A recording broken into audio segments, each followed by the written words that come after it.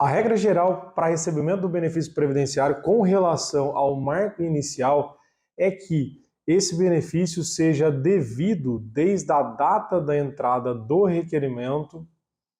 ou de uma eventual incapacitação ou até mesmo do evento morte, quando o benefício é requerido no prazo de 30 a 90 dias desses eventos. Aí nós teríamos uma retroação da data de início do benefício, sendo pago desde este marco inicial os atrasados que se geraram a partir do requerimento administrativo. Essa é a regra geral. Porém, nós temos exceções com relação aos menores incapazes. Aí a gente tem o absolutamente incapaz e o relativamente incapaz. A gente vai lembrar qual que é a diferença entre um e outro, que a legislação e também a jurisprudência têm entendimento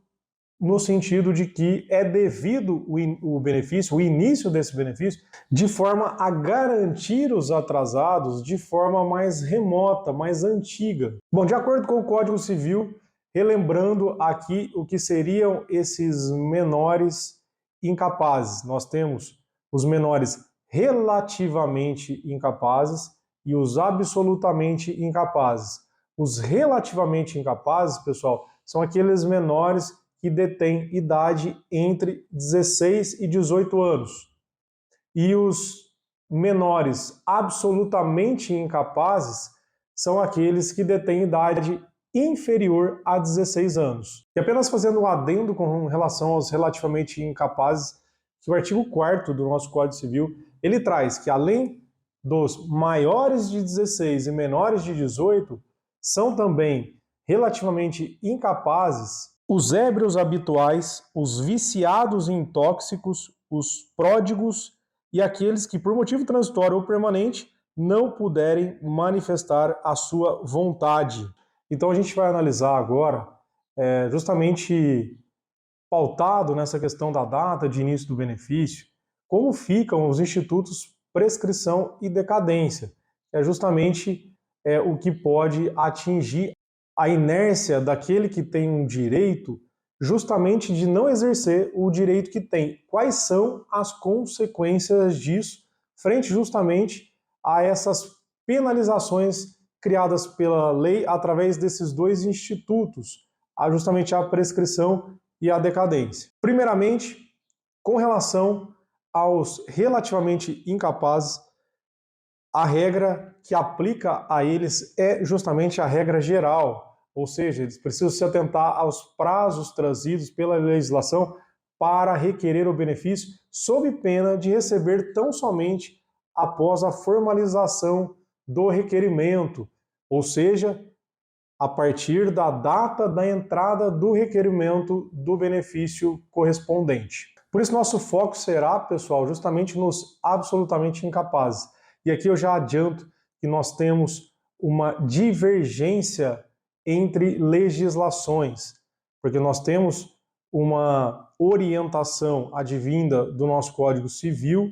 e uma divergência na lei especial, que é a Lei 8.203, a Lei de Benefícios da Previdência Social. Então eu vou começar falando com vocês aqui sobre o nosso Código Civil através do seu artigo 198, que diz o seguinte: também não corre a prescrição contra os incapazes de que trata o artigo 3º. E, pessoal, os incapazes do artigo 3º são justamente os menores de 16 anos. Então, pessoal, de acordo com a legislação civil, a legislação civilista, somente começa o prazo prescricional com relação aos absolutamente incapazes após ele completar 16 anos. Enquanto ele detiver idade menor a 16 anos, não corre o prazo prescricional, mesmo diante da inércia desse titular do direito. Esse mesmo artigo 103 da 8.213 também é muito conhecido pelo outro instituto, que rege aí essa situação de inércia do titular do benefício previdenciário, que é a decadência. Então, tanto com relação à prescrição quanto com relação à decadência, o artigo 79 da 8.213 excepcionava da incidência desses institutos os menores de 16 anos considerados pela lei civil os absolutamente incapazes. Mas, como eu disse, com a edição da Lei 13.846 de 2019, nós tivemos uma alteração nesse posicionamento,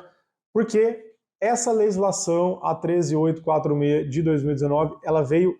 revogar o artigo 79 da Lei 8.213, que justamente garantia aos menores de 16 anos a não aplicabilidade do prazo prescricional e do prazo decadencial previstos no artigo 103 da Lei de Benefício da Previdência Social. E é justamente essa Lei 13.846 de 2019, pessoal, que trouxe uma alteração ao artigo 74, inciso 1 da 8.213, com relação ao prazo de requerimento do benefício de pensão por morte, trazendo aqui uma previsão tanto para os absolutamente incapazes quanto para aqueles que são maiores de 18 anos, que teria a maioridade civil plena. Com os seguintes dizeres: a pensão por morte será devida desde a data do óbito, ser requerida em até 180 dias após o óbito pelos filhos menores de 16 anos ou 90 dias para os demais. A partir de então, perceba que nós temos uma falta de sintonia entre a legislação previdenciária e a legislação civilista, uma vez que a legislação civilista garante aos absolutamente incapazes a não incidência do prazo prescricional, enquanto que a legislação previdenciária, através da vigência da 13.846 de 2019, passa então a imputar um prazo máximo para requerimento, no caso aqui do benefício de pensão por morte, àqueles que detêm idade inferior a 16 anos, sob pena de somente começar a receber o benefício a partir da data da entrada do requerimento, caso esse requerimento seja formalizado 180 dias após o óbito do segurado. Pessoal, diante dessa antinomia das legislações aqui previdenciária e a legislação civil, e também levando-se em consideração os princípios que regem o direito previdenciário, dentre eles a dignidade da pessoa humana, dentre eles o princípio da segurança jurídica, a proteção social propriamente aos segurados, é justamente que nós chegamos à conclusão que o mais adequado seja realmente a aplicação do artigo 198 do Código Civil, que resguarda a aplicabilidade dos institutos prescrição e decadência com relação aos menores absolutamente incapazes, do que a legislação inserida pela vigência da 13.846 de 2019 na Lei de Benefício da Previdência Social, justamente para resguardar o grande cerne do direito previdenciário, que é a proteção social do segurado, a proteção social do indivíduo. Aliás, seria possível aqui nós nos valermos do próprio artigo 103 da Lei 8.213, que diz que prescreve em 5 anos, a contar da data em que deveriam ter sido pagas toda e qualquer ação para haver prestações vencidas ou quaisquer restituições ou diferenças devidas pela Previdência Social, salvo o direito dos menores, incapazes e ausentes na forma do Código Civil. Perceba então, pessoal, que além dessa antinomia, dessa divergência das legislações civilista e previdenciária, dentro da própria legislação previdenciária nós temos também uma divergência de posicionamentos. E eu penso que, logicamente, deve prevalecer um entendimento mais favorável ao segurado justamente em obediência, em observância aos princípios gerais e também especiais que regem o direito previdenciário. Então pensemos, pessoal, num exemplo prático para a gente ver o quão injusto é a legislação trazida pela 13846, que inseriu o inciso 1 do artigo 74 da 8.213, atualmente vigente. Então, pessoal, pensemos no segurado Gustavo, que é o segurado instituidor, que veio a falecer quando seu filho Edival tinha apenas 5 aninhos de idade. E aí o Edival ele não veio a formalizar o requerimento da pensão por morte, até porque menor, criança, né, não tinha condições ali de entender que isso se fazia necessário. E vamos dizer justamente que o Edival, que é o herdeiro aí, o dependente do falecido Gustavo, vem a formalizar a pensão por morte quando ele fez 15 anos de idade, ou seja, passados aproximadamente 10 anos do falecimento do seu pai, senhor Gustavo. Pela posição do inciso 1º do artigo 74 da 8.213, o pequeno Edival teria perdido todos os atrasados, 10 anos de atrasado, recebendo somente a partir da data da entrada do requerimento, quando ele fez os 15 anos de idade. Já pelo entendimento do artigo 198 do Código Civil, consorciado inclusive com o artigo 103 também da Lei de Benefício da Previdência Social, todos os 10 anos estariam assegurados para que o pequeno Edival viesse a receber todo esse acervo de atrasados. Esses 10 anos de atrasados ele receberia juntamente com a primeira prestação paga da pensão por morte que ao pequeno Edival fosse devido. E aí, pessoal, como nós citamos, nada mais justo do que garantir ao pequeno Edival todo o recebimento desses valores, até porque,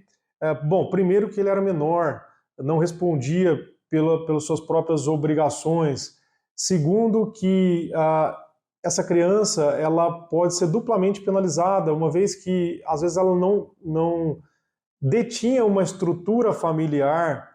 sofria com essa falta de estrutura familiar, ou então, mesmo tendo uma família bem estruturada, a própria família também não sabia desse direito que o pequeno Edival poderia